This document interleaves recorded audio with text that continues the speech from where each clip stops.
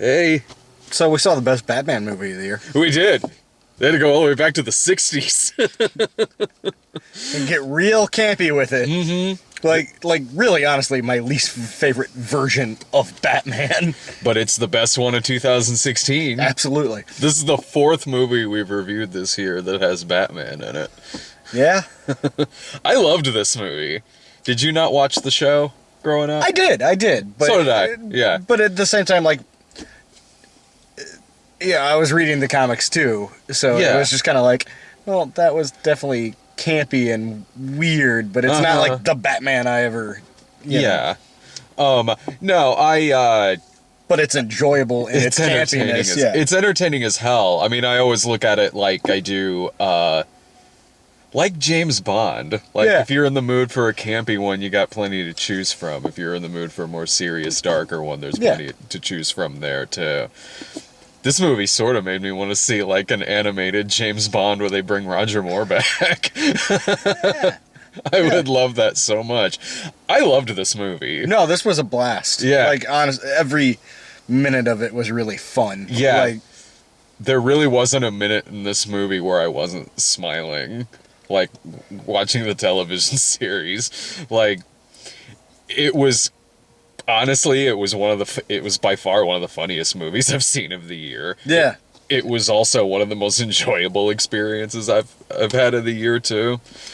And to compare it to like the last Batman movie we saw, which was Batman the Killing Joke, even the animation is far superior in this film. Yeah. Much better in this. Yeah. It flows really nice. It's quite gorgeous to look at. Like, a lot of the exteriors can have sort of a, like Batman the Animated Series look to it, but when you get into the characters and the fighting, it and the humor especially, it kind of feels sort of like Hanna-Barbera characters are existing inside of like a Batman the Animated Series universe. It's so much fun, and they have Adam West back in here, and Burt Ward as well, and Julie Newmar, Julie Newmar, Steven Weber as Commissioner Gordon, Jim Ward is Commissioner Gordon. Steven Weber was Alfred. There's lots of really clever stuff in this movie because whoever wrote it obviously watched every single episode of the TV series. Mm-hmm. And even beyond watching just the TV series, too, there's a lot of good odes to even a lot of the movies as well. And some random comic book references, too. Yeah, it's a really clever flick. Like, you know, when the movie starts out and it really sets you in the mood for this kind of campier, much funnier Batman. So you have, like, the villains, Catwoman, the Riddler, Penguin, and the Joker, they're playing, like, as a band on television, on this television series, but oh no, it turns out to be the villains. And you have Robin who says the line, "Those aren't the Ho Daddies at all."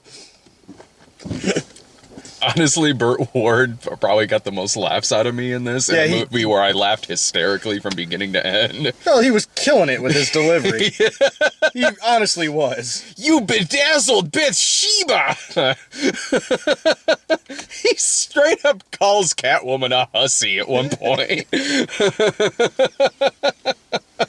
And, like, considers giving her a grope at another.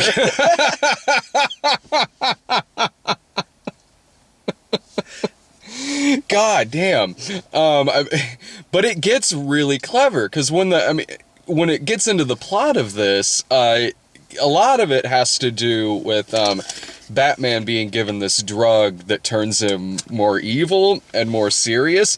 So there's some really smart comedy in this, because he starts turning into sort of like a modern, like the darker Batman. Yeah, he starts turning into, like, the movie Batman, like a lot of the Batman you see in the movies. So there's a fight scene in it where he wants to kill them. Yeah, they're on a Russian space station. Yeah. And he's going to kill them, and he puts on brass knuckles.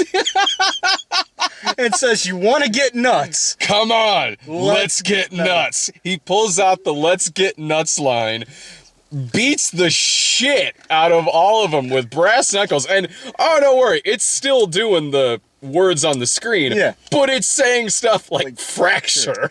And while he's doing it, he spits out the line which comic book geeks will probably get. He's like, "This isn't a space station, it's an operating table, and I'm the surgeon." Coming from Adam West's Batman. It was really clever. There's even a part where he gets knocked upside the head and he starts seeing like triple. So he looks at Catwoman and sees not only Julie Newmars, of course, but Eartha Kitt's and I can't remember her name. Fuck. Yeah.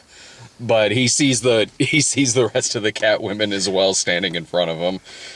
Man, like I don't know if they're doing a repeat showing of this. This is a Fathom event. So it's on like DVD tomorrow. Yeah. I mean, like if they do because I know they do encore presentations of a lot of different Fathom events. If they do an encore presentation of this, I highly suggest going. Yeah, I highly recommend it. Like, it was absolutely worth seeing in the theater. Yeah, like, that was really fun. That was really fun. Even with it coming on DVD tomorrow. Did you have any favorite parts in the movie? Well, the operating table line killed me. Yeah. Because it was just such a weird, dark moment that I didn't expect that at all. Mm-hmm. But also, I thought it was really fun that, like, okay, so Batman goes bad, duplicates himself like 100 times and takes over Gotham. Yeah. So Robin and Catwoman's plan is to get an army, so they break all these people out of jail. That was and it so turns good. out to be like every weird villain they had on the Eggman and shit. Yeah. Like, they didn't give any of those characters lines, which I thought I was like, oh, come on, let them talk a little. Mm-hmm. But it was just kind of cool seeing them all there. Yeah. Like the weird redhead Mr. Freeze-like guy. Yeah. Yeah, like fucking King Tut in there and shit. Yeah. That was great. And Batman himself having to fight several of the other evil Batmen. God, it was even the fight, they were so well choreographed. The animation just flowed spectacularly in this. It wasn't choppy at all. And it made great use of, like, that 60s Batman universe being in a cartoon to where they could, like, take it to a further extreme where it's like, oh, okay, so the Batcopter and stuff's in it. Oh, he's got a bat rocket ship. Yeah, he's got a bat rocket ship. He could just fly up into space, which spits out the shuttle that looks like the Batmobile. Those little tiny helicopters that they had at the end of it. Those were in the show.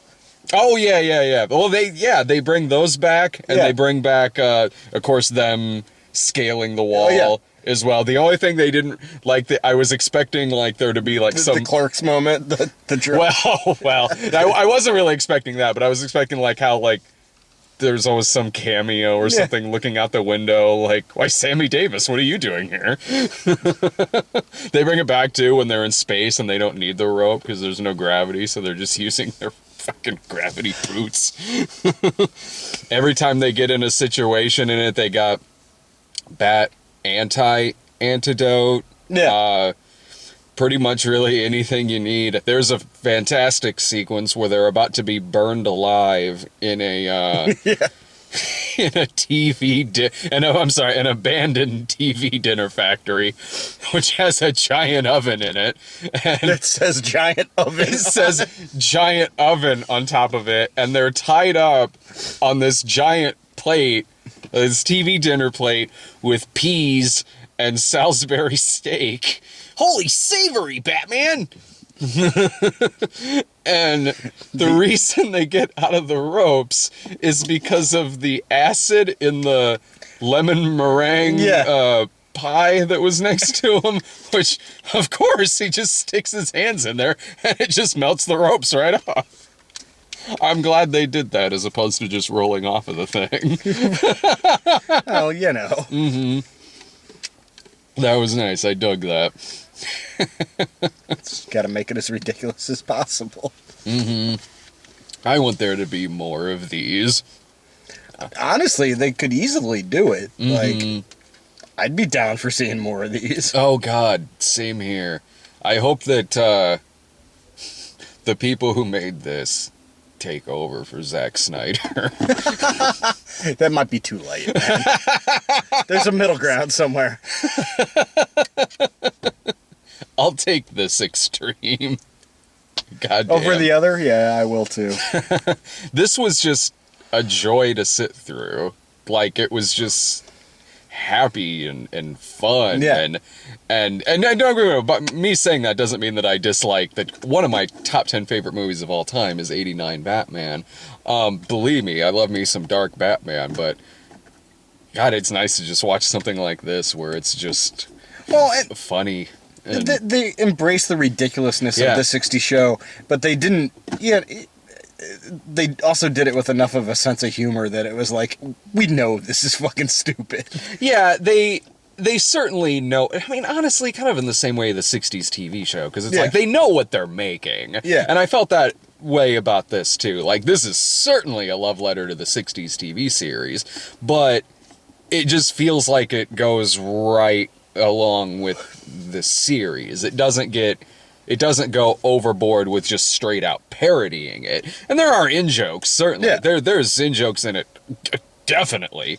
But it really just feels like you're just watching a continuation of it 50 years later. Yeah. So I highly recommend this. And we might have something to look forward to in November. Before the movie started. Oh, yeah. I hope that comes to town. If it doesn't, I'm all about driving champagne. Yeah, I'll leave. By that time, we'll have the kid. Mm-hmm. I'll leave Sarah with the kid and be like, yeah, we're going to Champagne to see fucking Space Jam. So that's a Fathom event that's coming up. Before the movie, they show, like, the cards, of course, for, like, the different Fathom events that are coming up. So they show The Shining, Breakfast at Tiffany's, From Here to Eternity, and motherfucking Space Jam, son.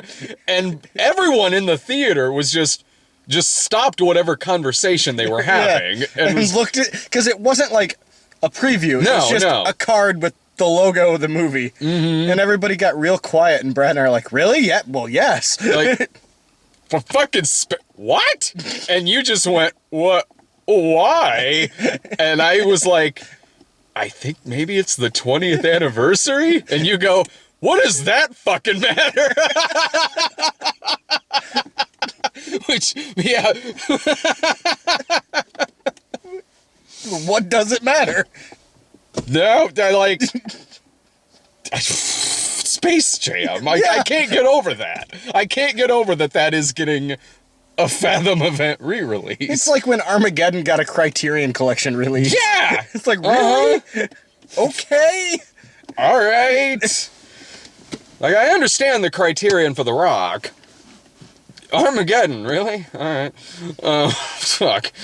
I am all about seeing Space Jam on this big screen again. Me too. I probably haven't seen it in, at the least 15 years, maybe.